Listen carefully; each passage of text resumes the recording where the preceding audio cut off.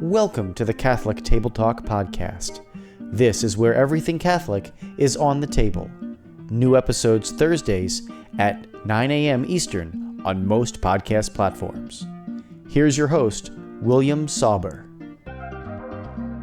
Welcome back to the show, everyone. Thank you again for joining me here at the table for another edition of the podcast. Really happy that you were able to join us again. If you have a show, topic, or speaker request, please email us at catholictt@gmail.com.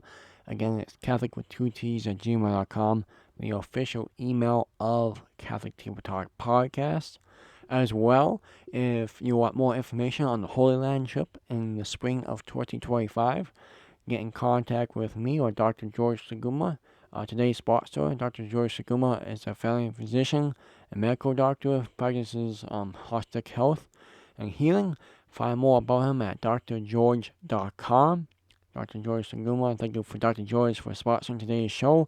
Again, more information on the Holy Land trip, please reach out to us, reach out to Dr. George, and we're trying to get up on the website as soon as possible as well. If you're interested in going to the Holy Land in the spring of 2025. Today's topic, we're going to talk about vocation.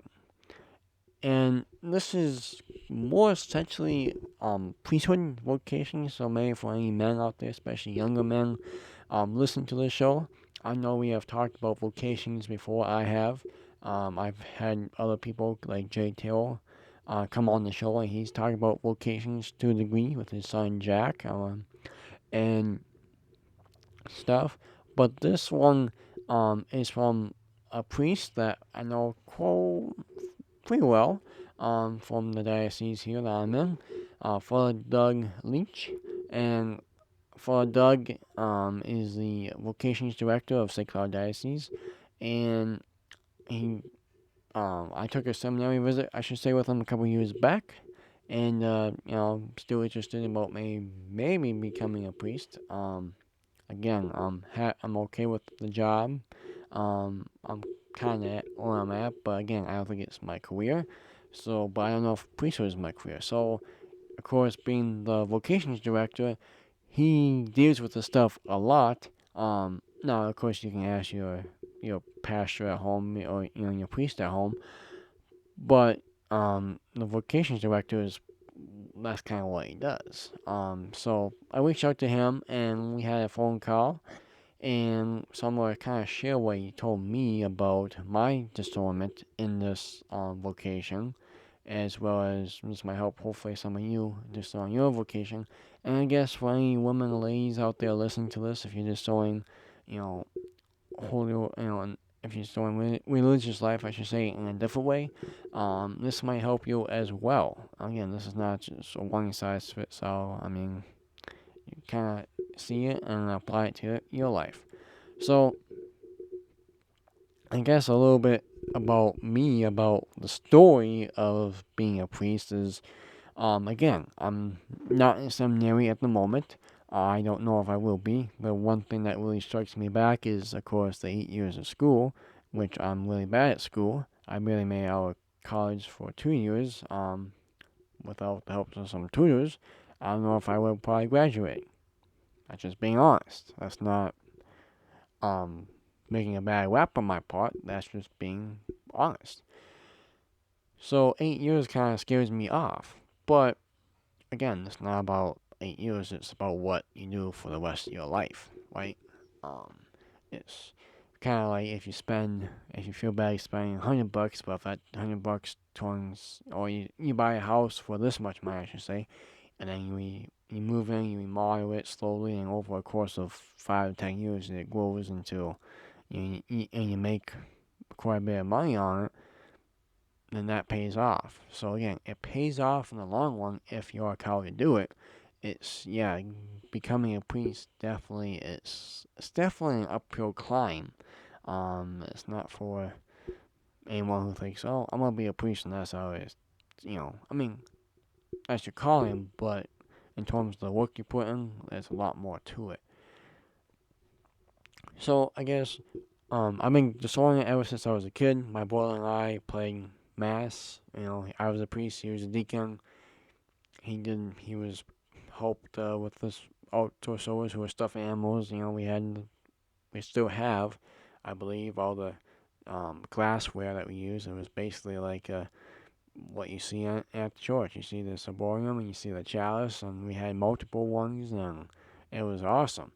But again, now high school hit, and I kind of let go of that and kind of moved into doing, I guess, more high school stuff. Got caught up in high school, playing baseball and stuff. Now, and then in college, same thing. Kind of felt maybe a little bit of a calling, to the degree of like, hey, I could maybe do this, or in terms of just reconnecting myself better with God, I should say. Not maybe a calling towards the priesthood, but just a better calling maybe towards Him. But still, all through my life, I have kind of had this calling about maybe joining the priesthood. So, of course, again, we went down to the seminary visit. We went with a few other guys from my area and had a great time, learned a lot. And, one thing that they told us down there, with Father Doug brought us down there with Father Gabriel, our past priest, was you come to see if you're gonna if you want to become a priest or not over the weekend. It's not probably gonna happen, So I'm sitting there like, wait, what? Well, then why am I spending my weekend change over down here looking at a seminary? Like, if I'm not sure if this is gonna be a priest, if I'm gonna walk away saying I'm gonna be a priest or not, why am I here? And I think I would say two of them maybe. And maybe stretching, but one of them said, nope, I think I'm gonna get married, and I think the others were kind of like, I don't know, I'll think about it, but not really. But I was like, by the start of the week, at the start of the weekend, I'm like, I don't know about this. At the end of the weekend, I'm like, I could maybe do this. I could see myself. So again, that was a couple years ago, and just again, going through life, finishing up college, graduating, getting a job, getting, just kind of getting that life routine you try to get down, as being an adult, right? And every day is a grind, that type of thing.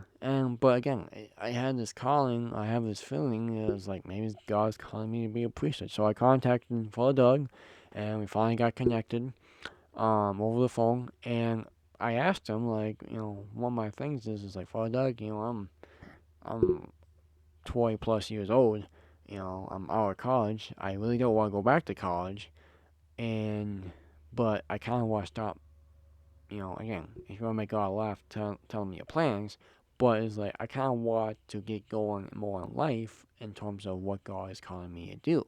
If He's calling me to be a priest, okay, I gotta take up the cross. What I think of it is like, oh, I gotta be, okay, it's a lot of work involved, and do it. If not, then I gotta find, I'm gonna be single, or find someone to get married and maybe have kids, get life going that way, because I'm like, again, I'm over 20. But I don't want to put God, I don't really want to put God, on the back burner. I don't want to ignore His invitation or His calling, right? And, and of course, His answer was, I think it was really so great, was, just, again, prayer and listen. Now, that's what we all could use probably at some point in our lives, or every day in our life, I should say, of some decisions we make, and just asking God what He wants of us for that day, or for maybe that month if we're starting a new month, and So I I'm like, well, that sounds simple, but yeah, it's true. It's like you don't give up. You keep praying about it, and you keep trying, and you're listening to His word. You listen to Him speak to you. Which again, I find, and again, this is all personal. This is, my personal path, but I think this could be for anyone. Any vocation, anything out there is, yeah, you gotta stop, think, okay, I gotta turn to prayer, and then listen for God to see what He's telling you, what He's been trying to tell you for maybe some time. And then I'm like, and again, I don't remember all the questions I had with Father Doug, and maybe I want to share all of them as well. But the other one I had was, I've had people come up to me, Father Doug, and they say, Billy, William, Bill, Joe, Junior, whatever they call me, Bill do, um, you would be a great priest. I'm praying for you. Because you would be a great priest. I hope you become a priest. I hope you think about becoming a priest. You would just be a great priest. We need men like you. We need priests like you. And it's like, I'm kind of copying it like fine and dandy, but, is that God speaking through that person, telling me, hey, you should join the priest, join the seminary, I should say. And he's like, that's a good point. And I don't know exactly what he said with that, but he was like, yeah, I see it. But he's like, again, you gotta be careful what people are telling you too, in terms of, you know, what's in your heart, right? You know what you're going through. If Tom walks up to you after mass and says, Jessica, you'd be a great nun. I think you should consider joining, religious life and being a nun. Maybe Jessica has never ever thought about becoming a nun, or maybe she has. So again, you can take those kinds of signs, like he said, but also if you're not quite sure, or if you're just kind of like, if there's a lot, and you're kind of just not taking back, but you're like, oh, why, thank you, with that comment, just say, tell a person thank you, and just say, instead of thinking and hoping that I become a priest or a nun or a holy or a monk or whatever that holy or religious life might be, would you please pray for me in my vocation? And most of the time they would say yes. So like he said, he's like, Father Doug was like, again, you can listen to people and that's fine and dandy. But again, going back to prayer is, hey, prayer, and you go back to prayer, pray for me instead of just hoping. If you say, well, I see you every Sunday in Mass and I hope you become a priest. Just letting you know, think about it. It's like, well, I can look at the seminary on my part. Yes, I can absolutely do that. Whether I'm thinking about joining or not. But you, instead of just hoping and thinking about that every Sunday you see me in church, you can actually help me out and pray for me. So that's what Father Doug said, and that was because, again, I've heard, God speaks to people, and he does, and it's like, maybe I'm just kind of ignoring it still to a degree. I'm saying no to his plan maybe right now, which is not great, but like you said, though, some of them, you might can tell, be like, okay, can you do more? Maybe not God speaking through you, or speaking through them, I should say. Maybe it is more just like, hey, you should be, which it could be God, but again, instead of just hoping and thinking that Jessica's gonna become a nun, pray for her that, that she dishonors God's will, whether that's becoming a nun or not, and if not, then that may choose another, young lady or a young man to become a priest to discern that vocation. So, I mean, those were the two biggest takeaways for me that I really stood out. That was like, whoa, okay. And he did mention a book, a couple books, that a book that you can read, and I found a few more books online that you can read. They're down in the show notes below. So if you want to check them out again, this is mostly for priesthood. I will try to add some other religious life books. If not, as soon as this podcast is out, maybe a little bit later on as well, in the show notes. But again, it really comes down to pray and listen and keep at it, persevere on that. Ask others to pray for you. And having that prayer of being, okay, God, what do you want in my life? Again, tell your plans to God, make him laugh.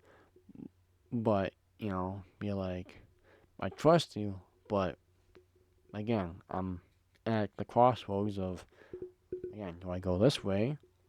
Maybe still goes back to your plan, not your perfect plan, but it wraps around, or do I go this way to your perfect plan?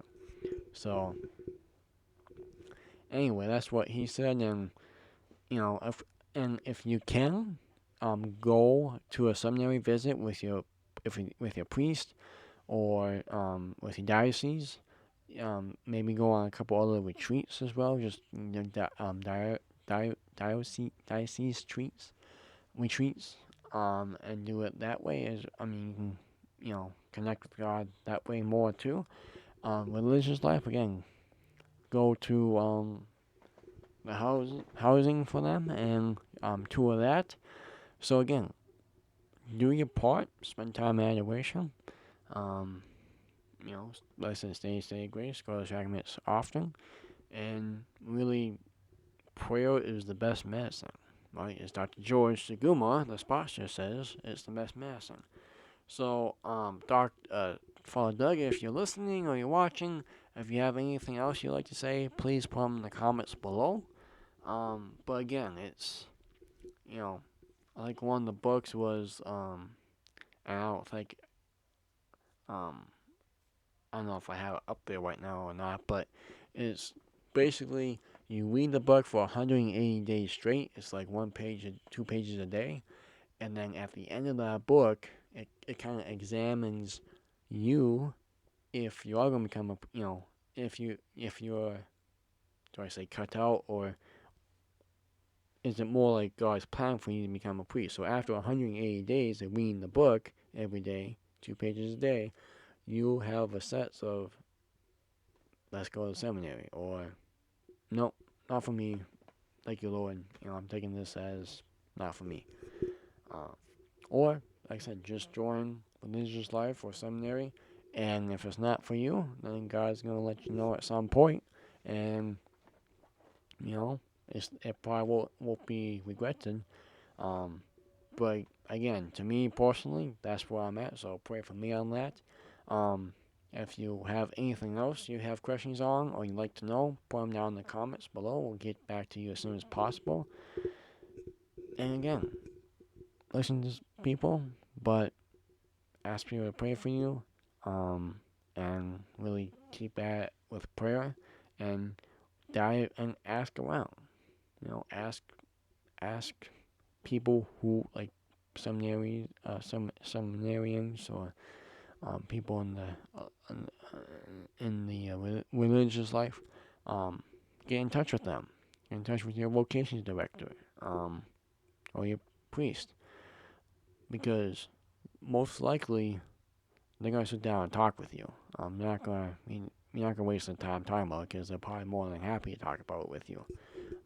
Again, and if you're like me, who 8 years of college is a long time, pray about that. So, again, we don't always follow God's perfect will, but we always should ask for the grace to do it. And again, He makes it happen one way or the other to do that you do as well if you keep seeking it. So keep seeking it, and again, seminary is not for everyone. It's almost kind of like, it's not really many a coffee or choice, and that's not really right. But I mean, you know, maybe there's many feels called, right? But only a few are like going and actually become a priest.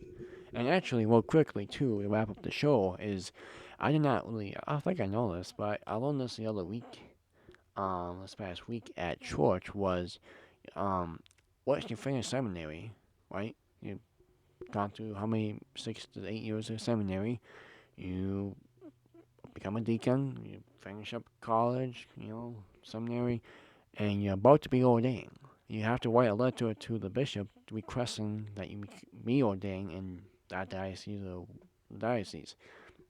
So again, another thing I did not know about seminary, which is like, I can maybe do that. I could see that. I mean, I was okay while in college. I'm in sales. I'm okay negotiator. I'm told, but and maybe like that's not for me. But again, lift up to God, let Him take care of that. So anyway, take care, everyone. Hopefully you enjoyed the show. Stay in state of grace, go to sacraments, and God willing, we'll see you next week. Special sneak peek of next week.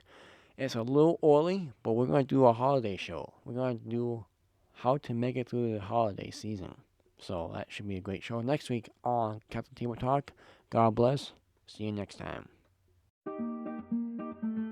Thank you for listening to this week's episode of the Catholic Table Talk podcast, where everything Catholic is on the table.